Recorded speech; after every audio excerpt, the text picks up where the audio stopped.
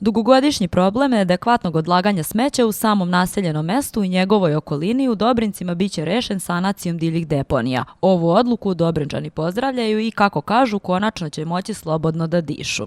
To bi mnogo značilo da se ta deponija sloni i da se ne ide malo dalje, da se očisti prvo. Da, problem je veliki, ta deponija, red bi bio da se ona ukloni. Kako ne bi to trebalo davno raditi?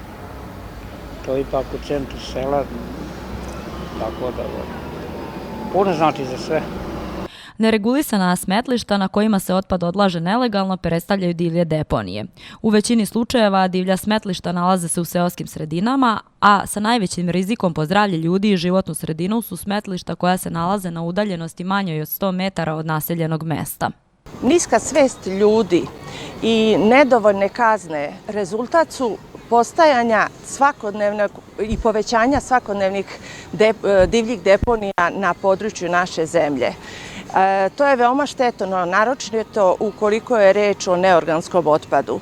Zato bi bilo veoma značajno da se što više podiže svest ljudi kroz različite radionice i edukacija tog tipa, ali i podizanje kazni koje bi svakako brže ukazale ljudima na tako veliku štetnost stvaranja divljih deponija.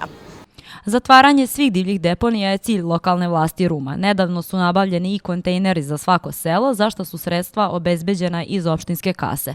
A saradnja sa resornim ministarstvom svakako će unaprediti ekološku situaciju i poboljšati kvalitet života građana. Prošle nedelje potpisan je ugovor između opštine Ruma i Ministarstva zaštite životne sredine Republike Srbije za uklanjanje divljih deponija na teritoriji 3 naseljena mesta opštine Ruma, Kraljevcima, Dobrincima i Platičevu. Za tu namenu opredeljena su sredstva u iznosu od 5 miliona dinara. Realizacijom ovog projekta rešit će se dugogodišnji ekološki problem u ovim mesnim zajednicama. Za Sremsku televiziju iz Rume, Jovana Stupar.